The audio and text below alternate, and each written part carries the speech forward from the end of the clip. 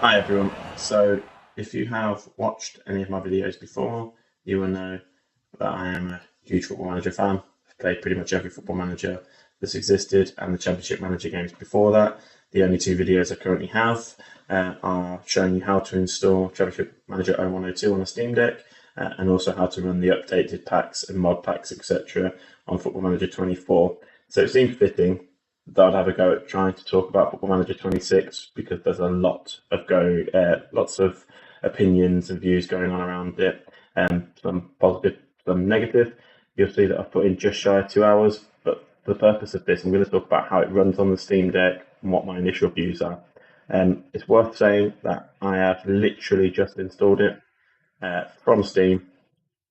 I'm running no compatibility modes or anything like that. This is just a fresh install.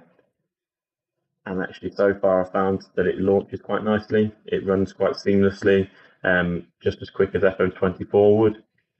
I think one of the key things that's quite nice is that the UI, which has been getting a lot of flack from certain elements, actually sort of lends itself quite nicely to the Steam Deck because, yes, it has got that more sort of game console type appearance, but actually, the Steam Deck is that sort of crossover, isn't it? And sometimes some of the FM24 navigating could be quite tricky and it could be quite small on the Steam Deck, but actually this is a lot easier. Um, One thing I would say that I have done is I've changed the control configuration so that I don't have to hold down the Steam button when I'm using keyboard, just because that gets quite crampy on your thumb, or at least I find it does anyway. So you'll see it loads quite quickly, and you'll also notice that we are in the beta version still, and that things will change undoubtedly. Um, okay, so initial thoughts when it first opened. You can see that the overhaul on the UI is there. I find the pink quite glaring. It's kind of at me in my face. It is a synonymous FM20, SM26 FM in general colour, isn't it? But it just seems a bit brighter and a bit more aggressive there. This was a real disappointment. I had hoped through years and years of development and the delay that perhaps the characterization etc. would be slightly better and that the graphics would be slightly better. But then I have to remind myself I'm not playing Elden Ring and I'm not looking to be immersed in a world as if I was that character. This is almost completely irrelevant, really, isn't it? Because we're here for the football content. So I'm just going to go ahead and start a new career. Um, wow. So this gives you two options: to quick start a career or an advanced setup career.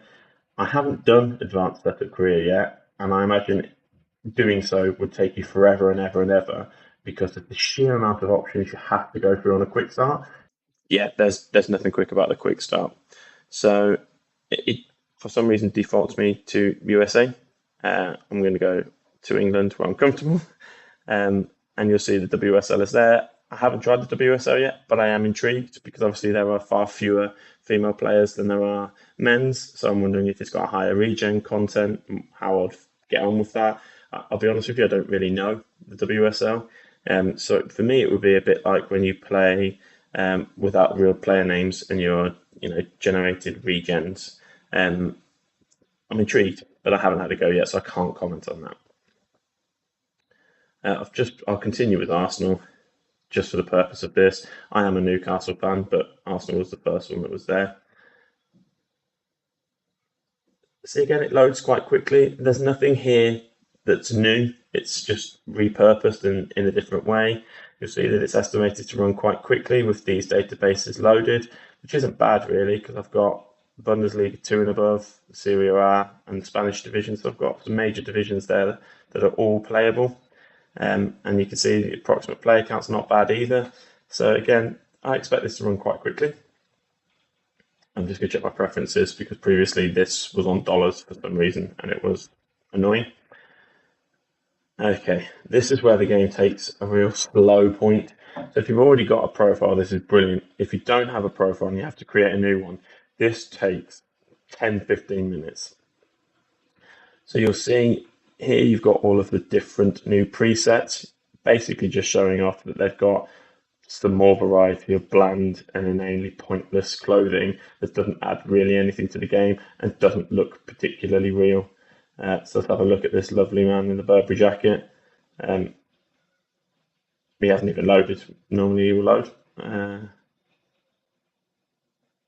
Oh, he hasn't like that at all. Oh, there we go. That that's the first time that's been quite slow. Up until this point, it has been quite quick. Actually, now looking at it, you can see we've got some vitiligo on the skin there, which is, that's quite nice. Um, if you have vitiligo, you can find yourself in the skin type there. That's new. I haven't noticed that. Um, the Burberry coat, I mean, meh. They go into body. There's body types there. You can change your head type, hair type, etc. Um, the attire, so you can choose a preset and then you can change the preset. Again, I'm not really bothered. It's all irrelevant, really. So here we go. Start putting your information. I'm Dan Hazard, and I will put that in. Now, your pronouns are there. It's just he and him and she and her. So those people that find modern games too woke, I'm sure will be mightily happy with that. For realism, I like to put when I was actually born, which was 1987. I can't be bothered to flip through it, so I'm just going to put January the 1st. Okay. I have to pick a pronoun. I'm forced to, and let me continue otherwise.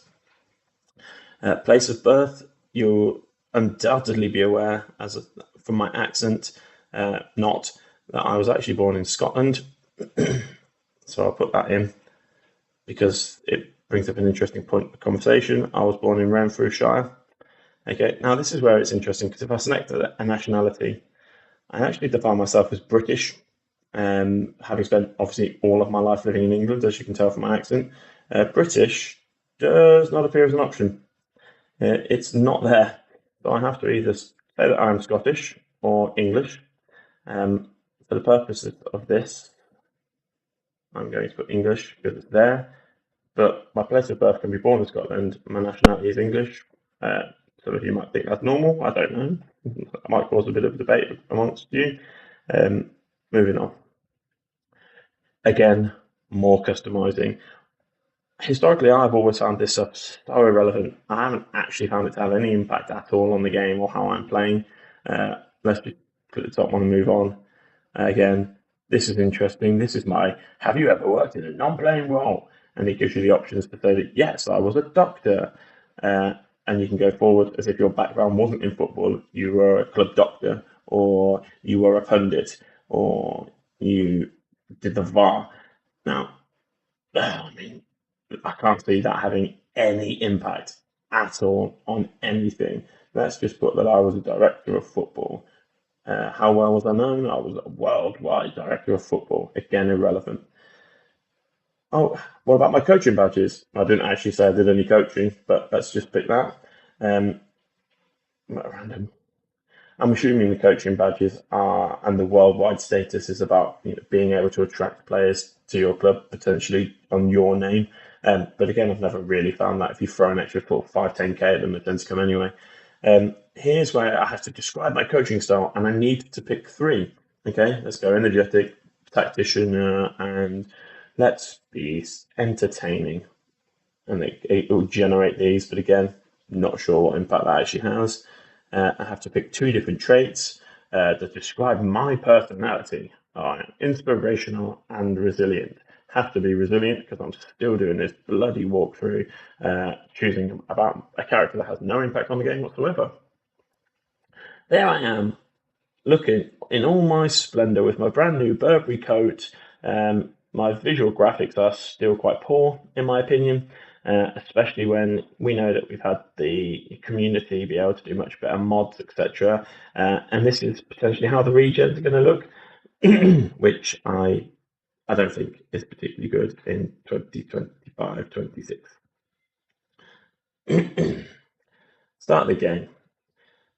First visual bug that I noticed when I was playing, the game loads and it will say loading game, and it will get to 100, then it will go back to like 30 or 6 or 2 and 5, and then eventually it will get to like something like 19 and then just continue. So I've got a bit of an issue there. Again, nothing huge. It doesn't impact on your ability to play the game at all. We'll just wait for that to tick down. And again, this is pretty much the standard message that you get when you start any football manager game for the last, I don't know, 10 years or so. There's my worldwide reputation up there as being a director of football. Interesting. Now, note that was the skin from my original profile, not the one that I have just created. And you will find that at some point during the game that will just change. Again, that's a visual bug, but it will change to match my new profile. I don't know why. Oh, there we are. Look, it's just changed, and its career can now begin. Sorry if I coughed a bit. Got a bit of a sore throat coming. These are the different ones that we've had. I'm just going to save that as untitled game. You'll see it saves quite quickly. This is the new UI, and as I've sort of hinted at earlier in the video, it's caused a bit of a storm. Lots of people are like, "Oh, I hate it," and I've already filed for a refund, and it's it's basically exactly the same. It just is presented in a different way. There's nothing new here. Some people like the ability to customize it themselves. I think with the modding community that we've got, eventually that'll come anyway. The portal takes you to the same sort of things that you would normally have. There's your calendar, etc., and it loads quite quickly. You can scroll through this quite nicely on the Steam Deck. The Steam Deck actually performs really well with regards to this. This is because I've played before. One thing you might notice is that I don't necessarily get all of the endless tutorials. This is death by tutorials on initial setup.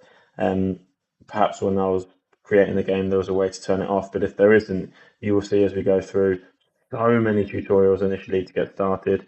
I get so frustrated by all of these. Let's meet the chairman. Let's meet, oh no, the bloody Pope or whoever else it is that you have to meet. Yeah, let's accept that vision. Yeah, let's begin this introduction. How are we going to set up our tactics? Excellent. Now, this is actually quite interesting. So you've got your normal sort of gegenpress or your tiki-taka, etc. But now you can choose what that looks like when you're in possession of the ball. And you can choose an in possession of the ball tactic. Yeah, I'm going to go with that one. I like the attack in mid. And now you can choose an out of possession, perhaps drop a little bit deeper, and you can see the change in shape. Same players, but a little bit of a change in shape. I quite like. Yeah, so I'm just going to fly through these so we can get to that game engine. It runs really nicely. It's very smooth. It's very quick to scroll through things.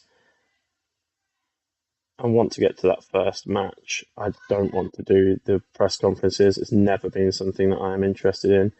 I guess some people quite like that element of, giving them the illusion that they are the manager properly and attending those press conferences. But for me, it's another layer that I just don't feel like I need in any way, shape, or form. I want to pick a team. I want to buy some players. We must be due a friendly soon. Oh, no, still more introductions. Obviously, when I played the game properly, I went through those and I set up what I wanted my scouting to look like, etc. But for the purpose of this video, and if you've played FM before, you'll know all about that. There's nothing new there. I just want to show you off the new match engine because I do think it's quite nice. And I'm saying that from somebody that prefers CMO 102 when I've just got the commentaries flashing past me. I never really got into the 2D pitch. I was never really bothered about it. I didn't really massively like. I didn't massively like the graphics and the way it looked. I found it all a little bit old-fashioned and not needed. Let's just fly through this. I have nothing else to talk about. Brilliant. Goodbye. Leave the meeting. Excellent. Right. I haven't got a friendly for another week. That's incredible. That's when I've done this video previously, or in previous attempts to make this video rather. I picked Newcastle and my friendly was like 3 days in, which was great.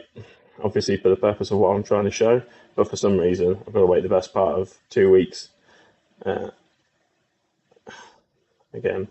So things like the scouting, the recruitment, all of that's basically exactly the same. Nothing has changed. It's just in a different place.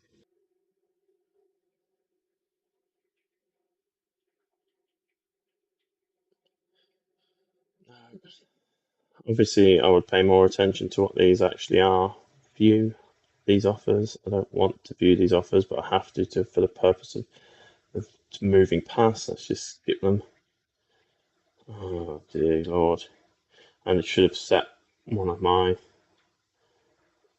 members of staff to have dealt with those types of things.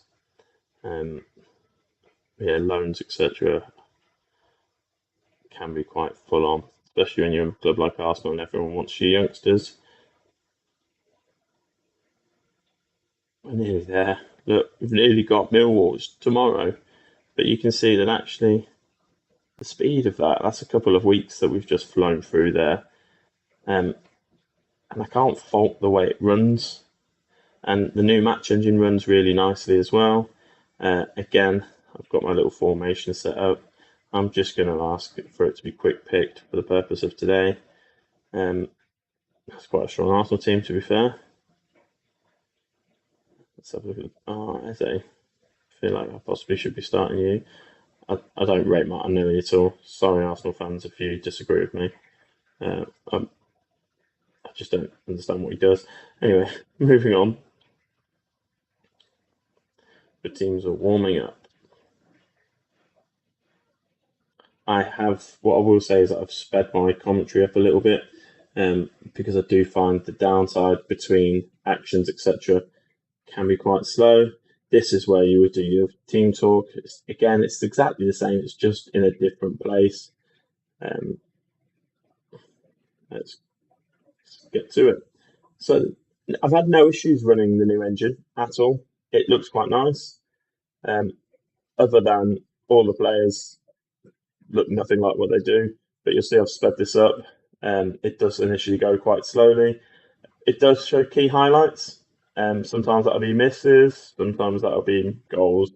I'm not going to watch the whole thing, but I will show you an example of what a goal might look like, or what a key piece might look like. Hopefully we score that. It'd be embarrassing for Arsenal fans if Millwall took the lead, I guess. But that's a nice little bit of play. There's Saka on the wing. He's cut it back for a lovely goal for Gyökeres. A few weeks back, I would have said that that wasn't very realistic, but we're getting there now. Nice little cut back, slow motion replay, and a simple enough finish for the lads. And I'm going to skip that replay now because it will show you it again. Now, I've played for a while, a couple of hours. I've yet to have anyone score like a real worldie. I don't know whether that's just because I've played predominantly as Newcastle and they've deemed my players don't have that in them, or whether the tactics set up haven't got long shots, etc. They do seem to be a lot of wing playing cutback goals.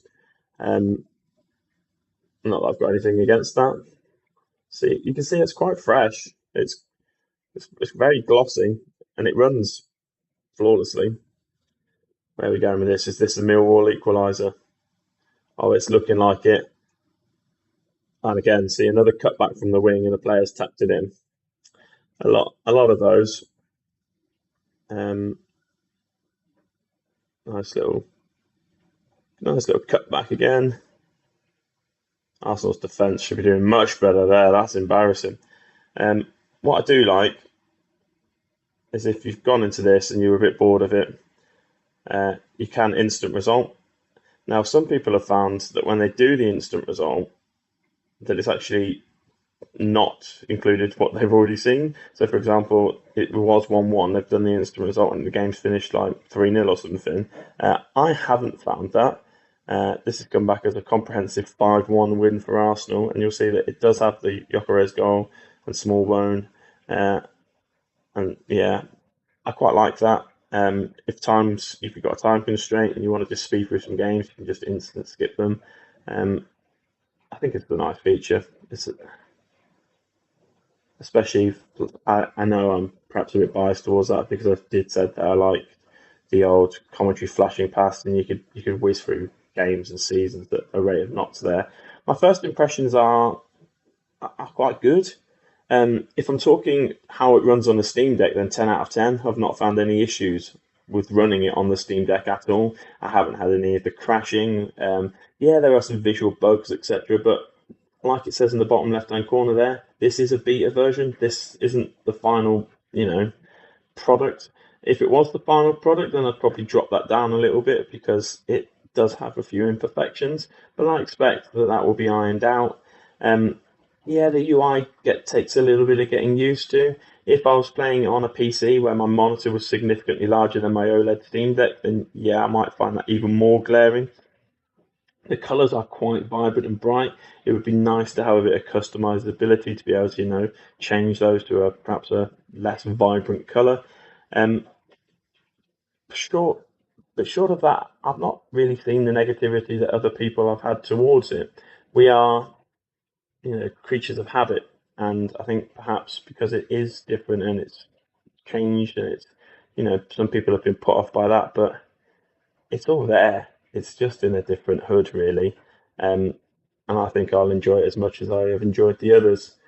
If you've got any questions at all about how it runs on the Steam Deck, or I would advise buying it from the Steam library just for ease.